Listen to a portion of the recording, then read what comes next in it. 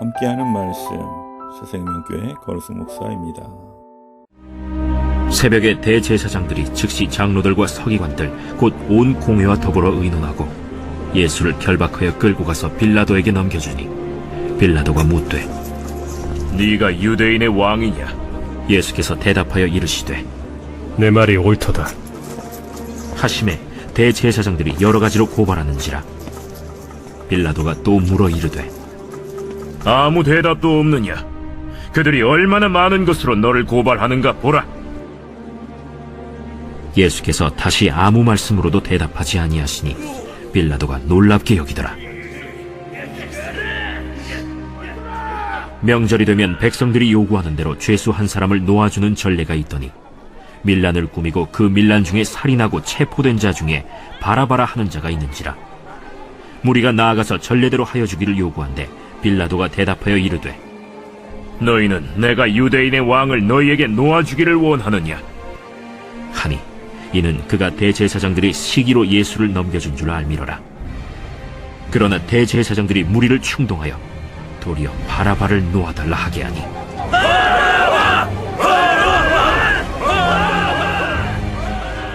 그러면 너희가 유대인의 왕이라 하는 일을 내가 어떻게 하랴? 그들이 다시 소리 지르되 어찌미냐? 무슨 악한 일을 하였느냐? 하니 더욱 소리 지르되 십자가에 못 박게 하소서 하는지라. 빌라도가 무리에게 만족을 주고자 하여 바라바는 놓아주고 예수는 채찍질하고 십자가에 못 박히게 넘겼습니다.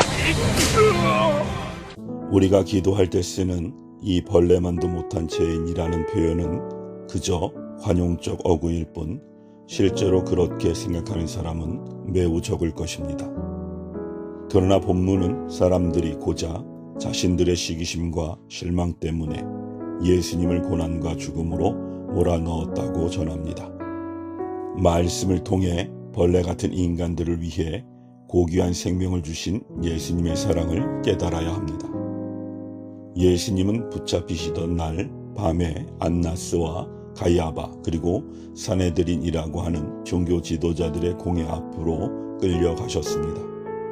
이후 예수님은 로마 총독 빌라도 앞으로 끌려가셨다가 헤롯에게 보내지고 다시 빌라도에게로 와서 사형을 최종 선고받으셨습니다. 예수님이 이렇게 하룻밤 사이에 이곳저곳으로 끌려다니며 재판을 받으셨던 이유는 예수님에게서 죄를 찾을 수 없었기 때문입니다. 그러나 제사장 가야바는 서로 일치하지도 않는 거짓 증인들의 증언과 예수님의 증언을 엮어 예수님께 신성 모독죄를 적용했습니다. 그러나 로마의 지배를 받고 있는 유대인들이 자율적으로 사형을 집행할 수는 없었기에 예수님은 로마 법정에서 재판을 받으셔야 했습니다.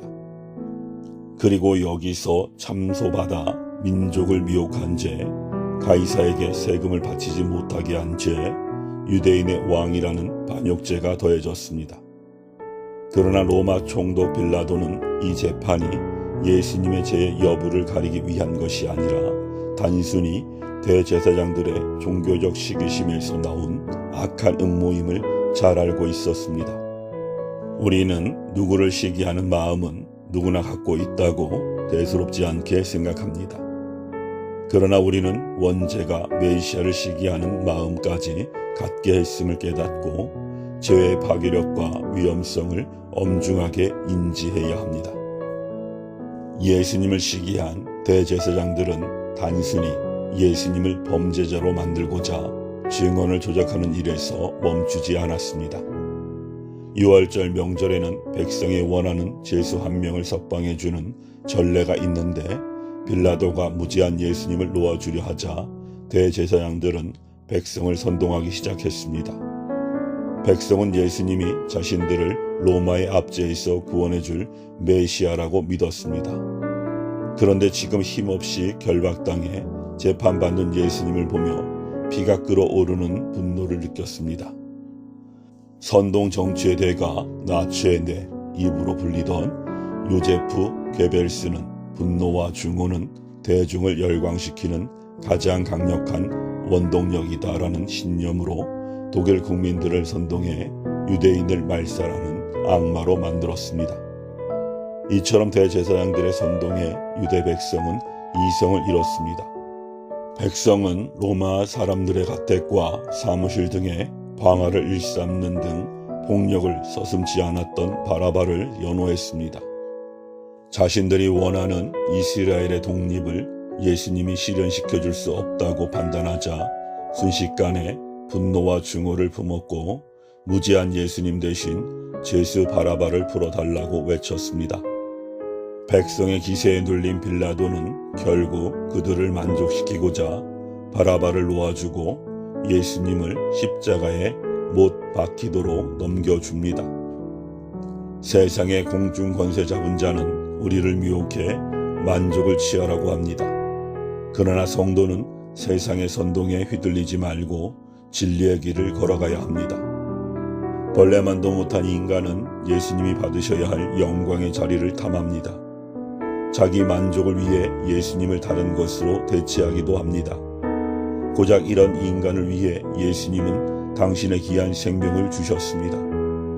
천하보다 귀한 영혼이라는 관용적 표현은 그 영혼에 예수님의 사랑이 덧 입혀졌기에 가능한 말입니다.